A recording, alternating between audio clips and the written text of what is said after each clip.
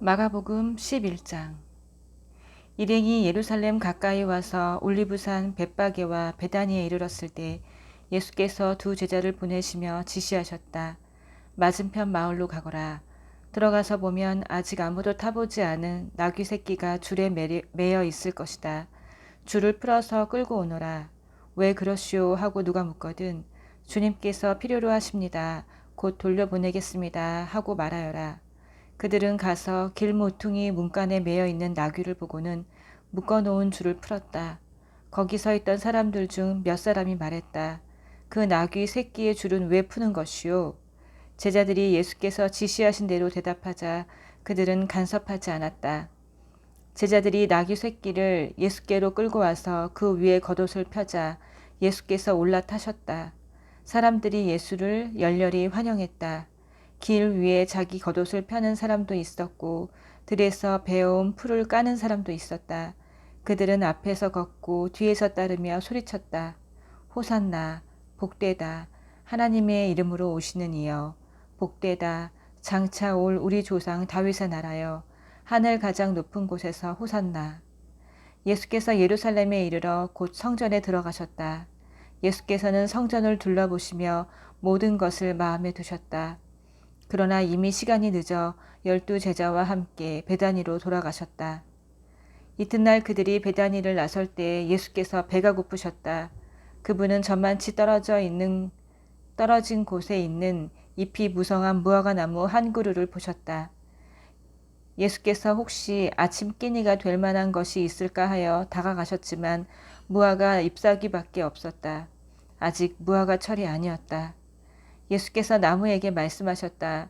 다시는 아무도 내게서 열매를 먹지 못할 것이다. 제자들도 그 말을 들었다. 그들이 예루살렘에 도착했다. 예수께서 즉시 성전에 들어가셔서 거기에 상점을 차려놓고 사고 파는 사람들을 모두 쫓아내셨다. 환정상들의 가판대와 비둘기 상인들의 진열대도 뒤엎으셨다. 예수께서는 아무도 바구니를 들고 성전 안을 지나다니지 못하게 하셨다. 그러고 나서 다음 말씀을 인용해 그들을 가르치셨다. 내 집은 만민을 위한 기도하는 집이라고 일컬어졌다. 그런데 너희는 그곳을 도둑의 소굴로 바꾸어 놓았다. 대제사장과 종교학자들이 이 말을 듣고서 그분을 제거할 방도를 모의했다. 그들은 온 무리가 그분의 가르침에 푹 빠져 있는 것을 보고 당황했다. 저녁 때에 예수와 제자들이 도성을 나섰다. 아침에 그들이 길을 가다 보니 무화과 나무가 마른 막대기처럼 말라붙어 있었다. 베드로가 그 전날 있었던 일이 생각나서 예수께 말했다. 랍비님, 보십시오. 주님이 저주하신 무화과 나무가 말라 비틀어졌습니다. 예수께서 차분히 말씀하셨다. 하나님의 생명을 품어라. 정말로 품어라. 그러면 너희가 감당할 수 없을 만큼 힘든 일은 하나도 없을 것이다. 예컨대 얼버무리거나 망설일 것 없이 이 산더러 가서 호수에 뛰어들어라 하고 말하면 그대로 이루어질 것이다. 그래서 내가 너희더러 작은 일부터 큰 일까지 모든 일에 기도하라고 강권하는 것이다.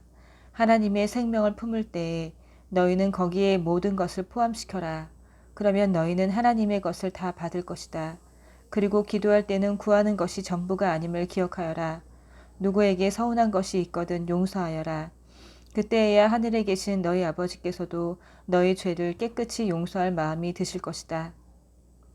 그 후에 그들이 다시 예루살렘에 들어가서 성전 안을 걷고 있는데 대제사장과 종교학자와 지도자들이 다가와서 따졌다.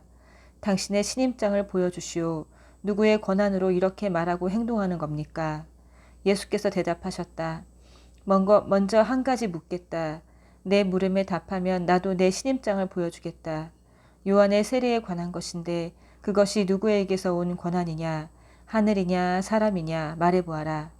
그들은 자기들이 궁지에 몰린 것을 알아차리고는 뒤로 물러나와 모여서 수군거렸다. 하늘이라고 하면 왜 요한을 믿지 않았느냐고 물을 것이고 사람이라고 하면 온 백성이 요한을 예언자로 떠받드니 우리가 백성 앞에서 몹시 난처해진다. 그들은 이번은 예수께 양보하기로 했다. 우리는 모르오. 그들이 말했다. 예수께서 대답하셨다. 그렇다면 나도 너희 물음에 대답하지 않겠다. 12장. 예수께서 그들에게 여러 이야기를 들려주기 시작하셨다. 어떤 사람이 포도원을 세웠다. 그는 포도원에 울타리를 치고 포도즙 짜는 틀을 파고 망대를 세운 다음에 소작농들에게 맡기고 먼 길을 떠났다. 수확할 때가 되자 그는 수익을 거두려고 소작농들에게 종 한 사람을 보냈다. 소작농들은 그를 잡아서 마구 때려 빈손으로 돌려보냈다.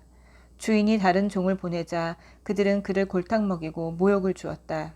주인이 또 다른 종을 보내자 그들은 그를 죽여버렸다.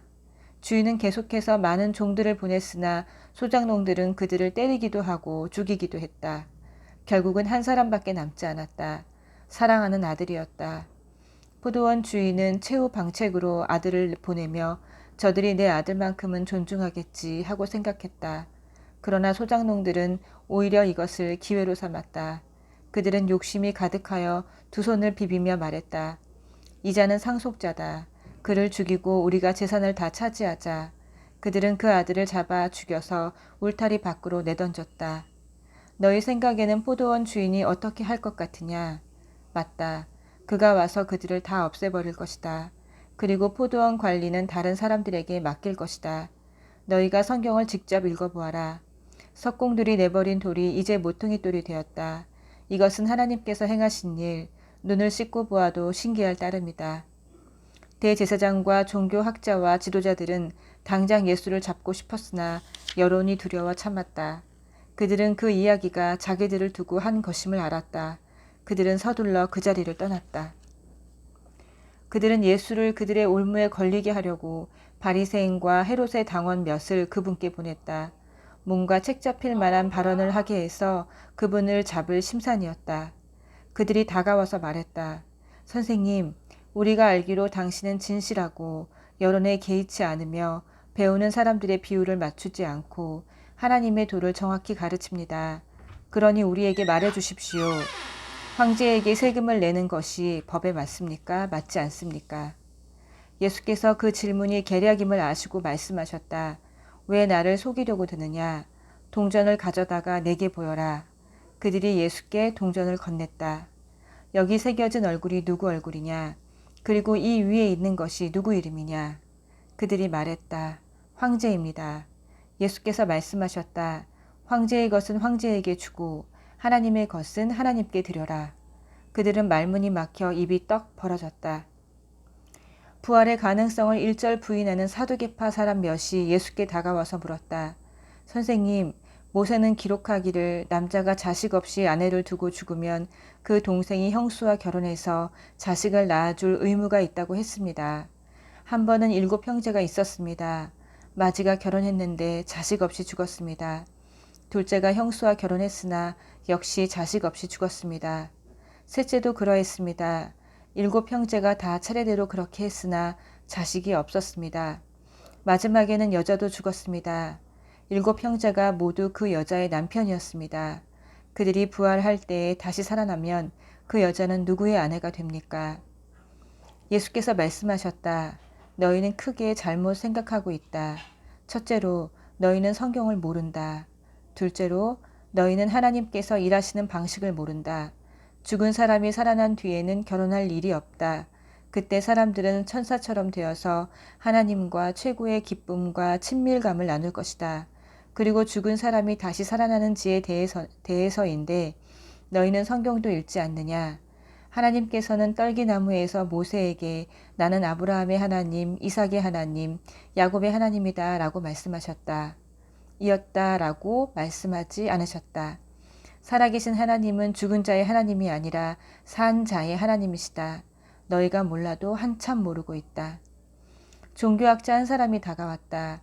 그는 질문과 대답이 열띠게 오가는 것을 듣고 또 예수께서 예리하게 답하시는 것을 보고 이렇게 질문했다.